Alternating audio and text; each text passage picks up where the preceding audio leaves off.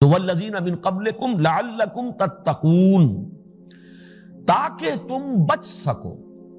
اس لفظ کے بارے میں چونکہ اس پر تقوی اور متقین اس پر بحث ہو چکی ہے، اس وقت صرف نوٹ کرنے کی بات یہ ہے کہ یہاں پہ ترجمہ اس کا کیا موضوع ہوگا۔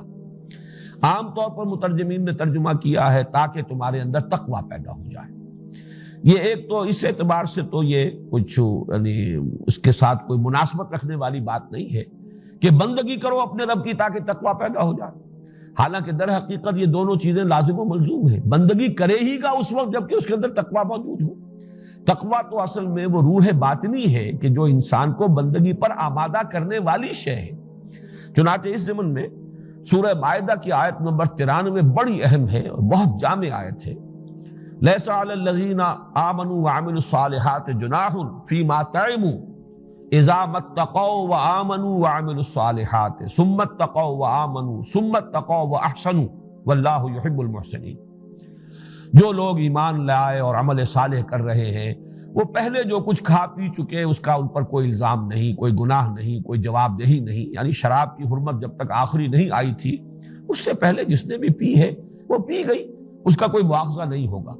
اب اس کے بعد آیا ہے جبکہ ان کی روش یہ رہی ہے، اذا متقوا وآمنوا وعملوا الصالحات، جبکہ ان کی روش یہ رہی کہ انہوں نے تقوی اللہ کا اختیار کیا، ایمان لائے، نیک عمل کیے، ثم اتقوا وآمنوا، پھر مزید تقوی ان کے اندر بڑھ گیا اور پھر اور ایمان میں ان کی ترقی ہوئی، مزید ایمان لائے، ایمان حقیقی قلب کی گہرائیوں کے اندر وہ راسخ ہو گیا، گہرائی اور گہرائی کے ساتھ۔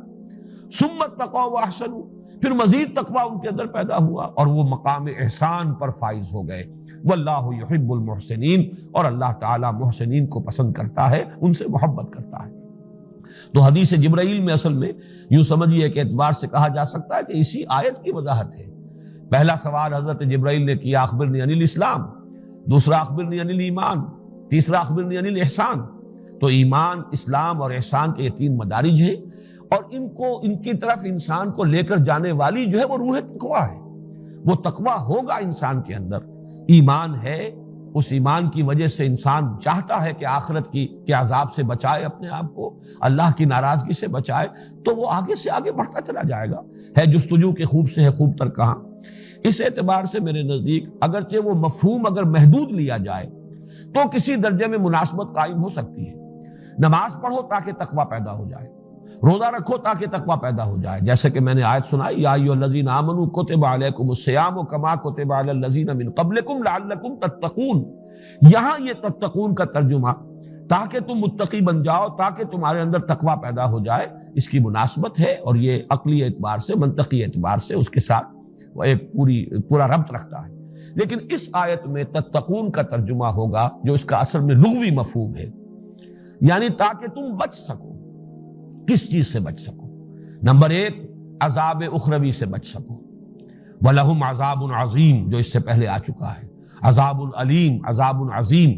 اس سے بچنے کی شکل یہی ہے کہ اللہ کی بندگی اختیار کرو اور ہمہ تن، ہمہ وجوہ، ہمہ وقت بندگی اختیار کرو، اور اس کی محبت سے سرشار ہو کر اس کے سامنے اپنے آپ کو بچھا دو، تاکہ تم آخرت کے عذاب سے اور اس دردناک انجام سے بچ سکو۔ اور دوسرا اس کا مفہوم یہ ہے، اس دنیا میں جو فساد تمدن ہے، اس دنیا میں افراط و تفریط کے جو دھکے ہیں، اگر تم اللہ کی بندگی اختیار نہیں کرو گے، اپنی عقل کی پیروی اختیار کرو گے، اپنے نفس کی بندگی کرو گے، تو تصادم ہوگا، مفادات ٹکرائیں گے، طبقاتی کشمکش ہوگی، ایک طرف جو ہے حاکم اور محکوم کے درمیان رسہ کشی ہوگی، ایک طرف سرمایہ اور محنت کے درمیان کھینچتان ہوگی، ایک طرف فرد اور اجتماعیت کے درمیان جو ہے کھینچتان ہوگی۔ تو یہ گویا کہ افراط و تفریط کے دھکے جو ہیں یہ نوع انسانی کا مقدر بنے رہیں گے، اور تمدن انسانی جو ہے وہ ایک فساد کی آمادگاہ بنا رہے گا اگر تم اللہ کی بندگی اختیار نہیں کرتے۔ اس میں خیر کا، خیریت کا، بھلائی کا، امن کا، سکون کا، اس دنیا میں اصلاح جسے کہتے ہیں، لا تفسدوا فی الارض بعد اصلاحھا، اس زمین میں فساد مت مچاؤ اس کے اصلاح کے بعد۔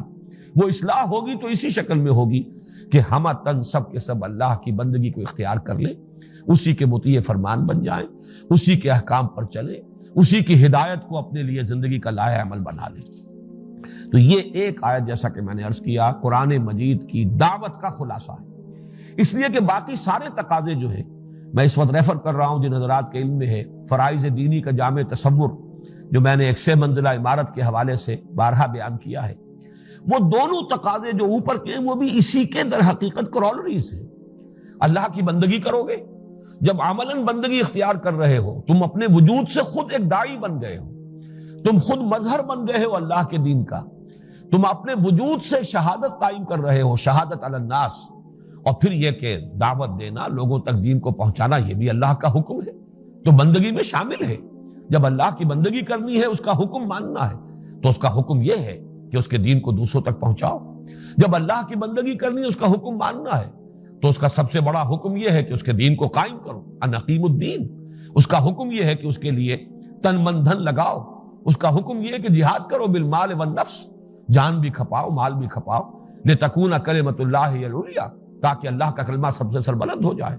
تو گویا کہ دین کے جتنے عملی تقاضے ہیں وہ سب کے سب، جیسے ہم کہتے ہیں کہ ہاتھی کے پاؤں میں سب کے پاؤں، تمام چیزیں اس کے اندر آ گئیں۔ تو لفظ عبادت جو ہے اتنا پروفاؤنڈ ہے کہ اس میں دین کے سارے عملی تقاضے جو ہیں وہ ایک ہی لفظ کے اندر سمو دیے جاتے ہیں۔ اس اعتبار سے وما خلقت الجن والانس الا لیعبدون، میں نے جنوں اور انسانوں کو نہیں بنایا، نہیں پیدا کیا مگر اس لیے کہ میری بندگی کرے۔